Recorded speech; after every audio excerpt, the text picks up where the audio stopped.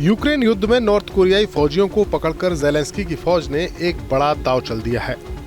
Zelensky का कहना है कि वो इन दोनों फौजियों को रिहा तो कर देंगे, लेकिन उसके लिए रूस को एक कीमत चुकानी होगी और वो कीमत ऐसी है जो रशियन प्रेसिडेंट व्लादिमीर पुतिन कतई नहीं चुकाना चाहेंगे। जाहिर है इस दांव से रूस और नॉर्थ कोरिया की दोस्ती में दरार डालने की कोशिश की जा रही है।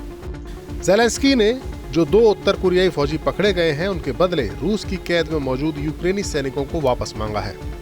ज़ेलेंस्की ने सोशल मीडिया पर एक पोस्ट लिखी और कहा, यूक्रेन किम जोंग उन के सैनिकों को उन्हें सौंपने के लिए तैयार है, लेकिन तब जब वो हमारे उन सैनिकों को लाने का इंतजाम कर सकें जो रूस की कैद में हैं। रविवार को ज़ेलेंस्की ने 2 नॉर्थ कोरियाई सैनिकों की पूछताछ का वीडियो भी शेयर किया था। शनिवार को यूक्रेन ने घोषणा की थी कि उसने 2 उत्तर कोरियाई सैनिकों को पकड़ा है।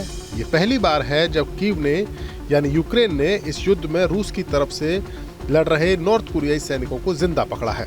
रूस और नॉर्थ कोरिया दोनों ही रशियन फोर्सेस की ओर से लड़ रहे इन नॉर्थ कोरियाई सैनिकों की मौजूदगी को कबूल नहीं करते हैं। ज़ेलेंस्की की ओर से शेयर की गई वीडियो में दोनों सैनिक घायल दिख रहे हैं। एक सैनिक के जबड़े में चोट आई थी, जबकि दूसरे सैनिक के हाथ में पट्टियां बंधी थी। करीब 3 साल पहले जब रूस यूक्रेन युद्ध शुरू हुआ था, तब शायद ही किसी ने सोचा होगा कि यह युद्ध एक ऐसे मुकाम पर पहुंचेगा जब रशिया की फौज में कमी हो जाएगी और पुतिन को नॉर्थ कोरिया के तानाशाह किम जोंग उन से मदद लेनी पड़ेगी। लेकिन वक्त का पहिया कुछ ऐसा घूमा कि अब रूस के इलाके कुर्स्क पर यूक्रेन का कब्जा है और उसे छुड़वाने के लिए रूस के फौजी कम पड़ रहे हैं, तो नॉर्थ कोरियाई फौज रशिया की मदद कर रही है। हालांकि ना तो रशिया और ना ही नॉर्थ कोरिया दोनों में से किसी ने भी इस बात को नहीं कबूला है कि ये फौजी इस जंग का हिस्सा हैं, लेकिन यूक्रेन ने इन 2 नॉर्थ कोरियाई फौजियों को पकड़ लिया है जो कुर्स्क की जंग में लड़ रहे थे।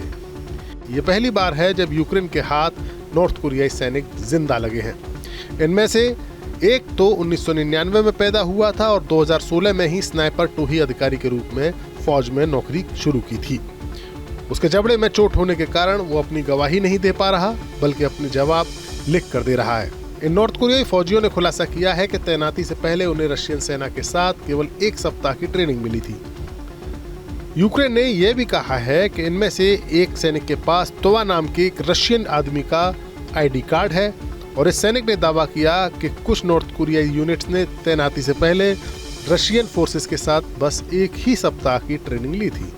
वहीं दूसरे सैनिक के पास कोई आई कार्ड नहीं है और उसने बताया है कि उसने नॉर्थ कोरियाई सेना में काम किया है और उसको लग रहा था कि उन्हें केवल ट्रेनिंग के लिए रशिया भेजा जा रहा है, न कि असली जंग के लिए। अब देखना होगा कि क्या रशिया अपने दोस्त किम जोंग उन के इन 2 फौजियों को यूक्रेन की कैद से छुड़ाने के लिए यूक्रेन के फौजियों को रिहा करता है या नहीं।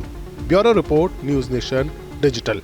न्यूज नेशन अब व्हाट्सएप पर खबरों की ताजा अपडेट के लिए न्यूज नेशन के इस QR कोड को स्कैन करें।